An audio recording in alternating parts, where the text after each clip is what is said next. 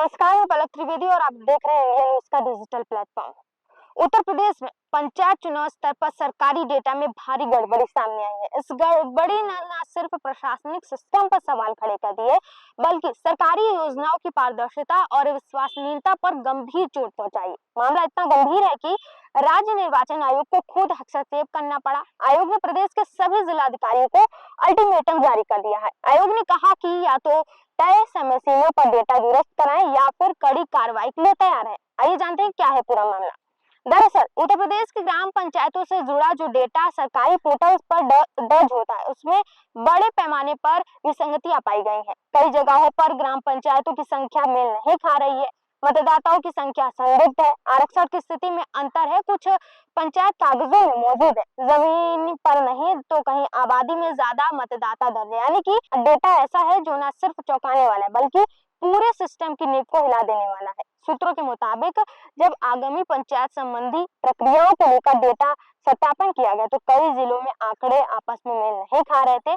राज्य निर्वाचन आयोग ने जब जिला स्तर से भेजी गई रिपोर्टों के राज्य स्तरीय डेटाबेस से तुलना की तो गड़बड़ी साफ नजर आई। कुछ मामलों में तो एक ही ग्राम पंचायत का डेटा अलग अलग पोर्टल पर दर्ज मिला। इन तमाम खुलासों के बाद राज्य निर्वाचन आयोग ने बेहद सख्त रुख अपनाया। बता दें कि आयोग ने साफ शब्दों में कहा कि ग्राम पंचायतों से जुड़ा डेटा लोकतांत्रिक प्रक्रिया की रीढ़ है, इसमें किसी भी तरह की लापरवाही या जानबूझकर की गई गड़बड़ी बर्दाश्त नहीं की जाएगी। आयोग ने प्रदेश के सभी जिलाधिकारियों को निर्देश दिए हैं कि ग्राम पंचायत डेटा का फिजिकल और डिजिटल सत्यापन किया जाए, हर एंट्री की जिम्मेदारी तय की जाए, गड़बड़ी पाए जाने पर संबंधित अधिकारी और कर्मचारी के खिलाफ अनुशासनात्मक कार्रवाई की जाए, तय समय सीमा के भीतर सुधारित रिपोर्ट आयोग को भेजी जाए। बता दें कि ये सिर्फ एक सामान्य नोटिस नहीं है बल्कि इसे प्रशासनिक भाषा में लास्ट वार्निंग कहा जाता है। अगर तय समय के भीतर डेटा सही नहीं हुआ, जवाबदेही तय नहीं हुई तो गड़बड़ी दोहराई गई तो सीधे तौर पर निलंबन, विभागीय जांच और भविष्य में कोई बड़ी अपॉर्चुनिटी जैसे कदम पर रोक लगाया जा सकता है।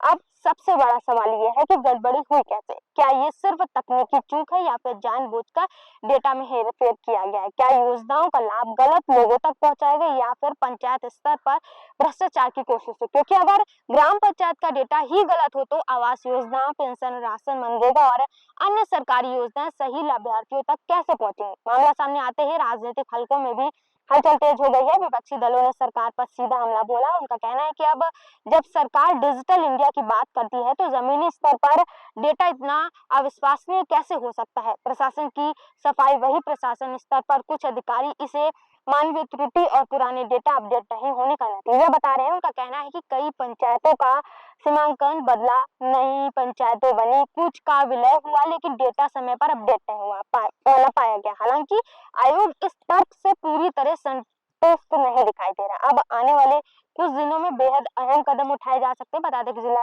अधिकारी स्तर पर समीक्षा बैठकें, पंचायत सचिवों से जवाब तलब, ब्लॉक स्तर पर डेटा ऑडिट और राज्य निर्वाचन आयोग की सख्त निगरानी।